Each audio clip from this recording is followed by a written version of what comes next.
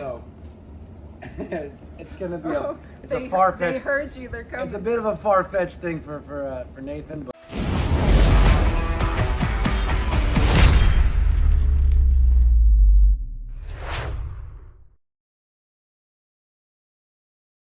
Helen Yee here in Santa Monica, being joined by the one and only, the beloved Mr. Luke Rockhold. Now, last night you were there supporting your friend at the fights, Chito Vera. With that performance that he displayed last night, how excited are you to go into this weekend and kind of replicate that same result?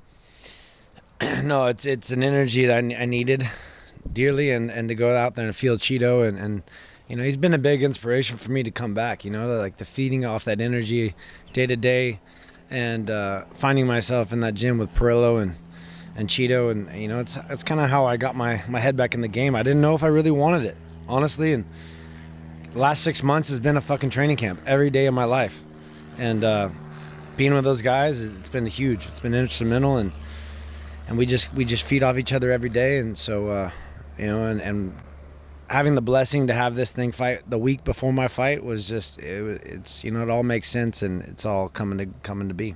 Yeah, and I know all the fans can't wait to watch your return, but when you say that you didn't know if you really wanted it, what was that turning point that kind of clicked and made you decide to get motivated and do this? Just making sure I still have it, you know. I took a leave of absence, and I took my time away from the sport, which is necessary. And so getting in the gym, I think no one really knows what they want until they're in the gym and they're really training every fucking day when their body's broken down and beat, and you gotta fight a badass motherfucker every day. You gotta get up and fight him, go tooth and nail, and you gotta know you have that hunger and you got that dog in you. And you know, the deeper I got into it, you know, I found it, you know, through being around these guys and in myself, and you know, it's here and I'm ready. Yeah, and you mentioned the positive energy being there at Ruka. Obviously, Chito Vera, Mackenzie Dern's also there, and Coach Perillo. So I'm assuming he'll be in your corner this weekend, right? Yes, ma'am. Perillo, Henry Hooft, and my boy Tarek Azim. We got an all-star corner. Like I mentioned, so many fans are eager for your return. So with that being said, are you looking to kind of make that statement and try to finish Paulo? Like, will that be the only way that you'll feel satisfied this weekend? I'm not looking to do anything but just to be myself. You know what I mean? When I go outside of myself, you see what happens, and I have shit performances.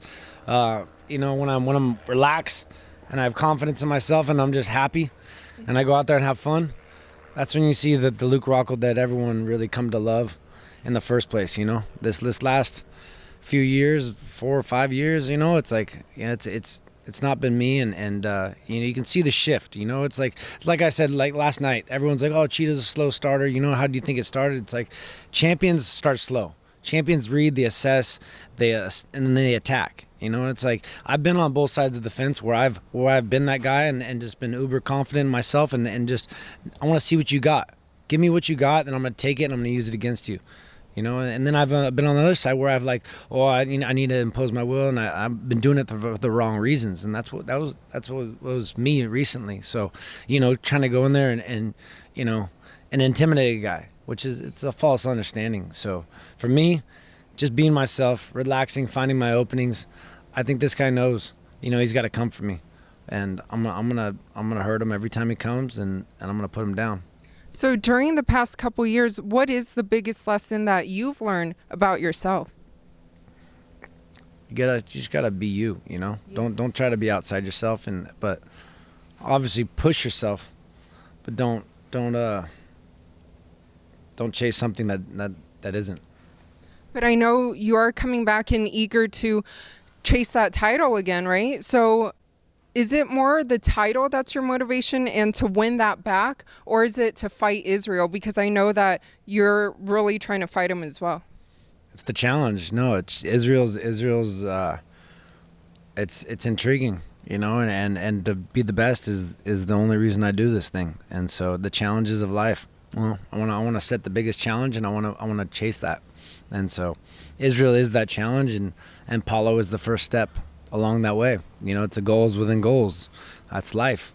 And so, if you don't risk it, you don't get anything from it. So ideally for you, then, when do you see yourself fighting for that title? next. So after beating Paulo, you'll be next in line. I'm not going to do anything else. If I don't get it, they don't get it. Then, yeah, you'll wait for the title. But looking at the title, Israel will be fighting Alex Pereira, someone that he's familiar with in kickboxing. How do you foresee it playing out in MMA now? It just depends on how Israel fights. If Israel tries to fight him because he's in his head, you know what I mean? And like I said before, if he's in his head and you let guys get in your head, he lost to him in a close one, and then he got clipped on the second one because he let him get in his head. He was in his head. You can see he was in his head. So if Israel lets him get in his head this time around, that's interesting. Israel's got to check himself, and he's got to fight MMA. We all know Alex Pereira sucks on the ground. We all know even Israel could probably fucking put him away on the ground. This kid's dangerous as hell on the feet. So it all depends on how Israel, what his headspace is and how he fights it. And I know you've been linked to a fight against Khamzat Chimaev in the past. You've been briefly linked to it. So he's about to fight Nate Diaz. What do you think that Nate needs to do to pull off an upset? Outlast him. I mean, that's what Nate Diaz does best, right? He waits to the end and, takes the punishment and tries to find his opening. They're so relaxed, the boys, and I think that plays to their advantage in the later stages of the fight. And that's really the only way I see him winning this fight. Chimaev is too solid a wrestler, too good of a base, too good at boxing, too strong. It's kind of like Lucy versus Louis. You know what I mean? Louis got a chance years from now. So it's gonna be it's a far-fetched. They heard you. They're coming. It's a bit of a far-fetched thing for Nathan, but you never know, man. The kid's he must have took it for a reason. He believes in himself. It's the last fight on his contract, so it's a dangerous fight to take. It's an interesting game he plays, but we'll see. But with that being said, do you see Khamzat as a future champion? You never fucking know. You never know. I mean, obviously Gilbert put him through the test.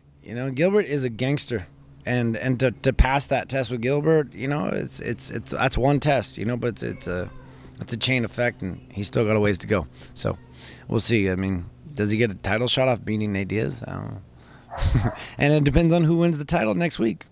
Matchups are interesting. Matchups make fights. Styles make fights. Just like everyone's looking forward to your fight against Paulo Costa at UFC 278. So what would you like to let all your fans know who can't wait to watch for your return? Just tune in. You ain't going to miss it. You ain't want to miss it. Next week's going to be fucking fire.